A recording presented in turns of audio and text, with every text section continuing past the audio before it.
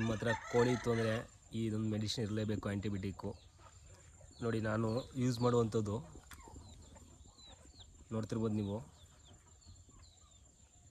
ವಿಡಿಯೋದಲ್ಲಿ ತೋರಿಸ್ತಾ ಇದ್ದೀನಿ. ನಾನು ಈ ಪೌಡ್ರನ್ನ ನೀರಲ್ಲಿ ಹಾಕ್ಬಿಟ್ಟು ಸಿರಿಂಜಲ್ಲಿ ನೀವೇ ಕೊಡಬೇಕಾಗುತ್ತೆ. ಆ ಕೋಳಿಗೆ ಕೊಟ್ಟರೆ ತುಂಬ ಅನುಕೂಲ.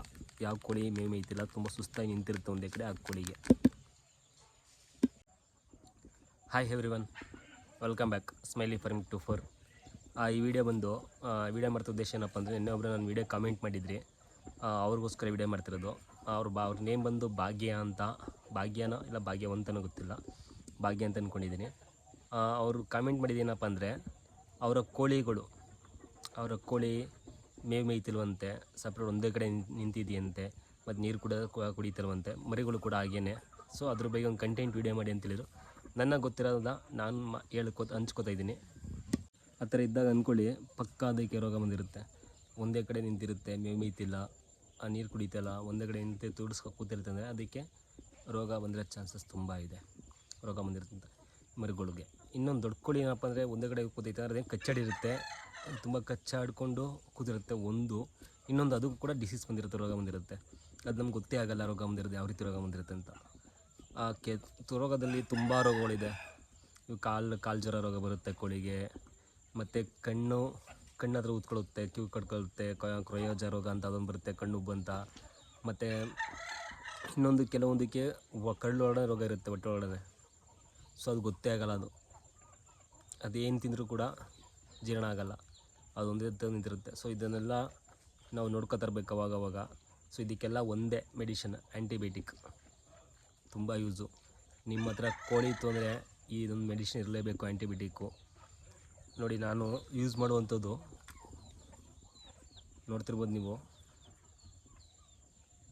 ವಿಡಿಯೋದಲ್ಲಿ ತೋರಿಸ್ತಾ ಇದ್ದೀನಿ. ನನ್ನ ಹತ್ರ ಎನಿ ಟೈಮ್ ಇದ್ದೇ ಇರುತ್ತೆ ಈ ಔಷಧಿ, ಎಂಡ್ರೋಫ್ಲೆಕ್ಸಿನ್ ಓರಲ್ ಲಿಕ್ವಿಡ್ ಅಂತ.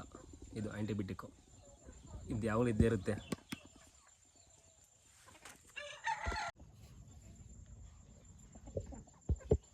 ಮೆಡಿಷನು ನಿಮ್ಮ ಹತ್ರ ಯಾವಾಗಲೂ ಕೂಡ ಇರಬೇಕು.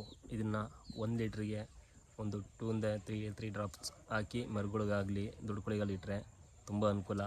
ರೋಗ ಬರೋದನ್ನ ತುಂಬ ಅವಾಯ್ಡ್ ಮಾಡುತ್ತೆ. ಹಾಗೆಯೇ ನೀವು ಮೇಯ್ತಿಲ್ಲ, ಸುಸ್ತಾಗಿ ನಿಂತ್ಕೊಂಡಿದ್ದಾನೆ ಅಂತ ಹೇಳಿದ್ರಲ್ಲ, ಆ ಕೋಳಿಗಳಿಗೆ ಏನು ಮೇಯ್ತಿಲ್ಲ ಅನ್ನೋದಕ್ಕೆ ಮೇಯ್ನು ORS.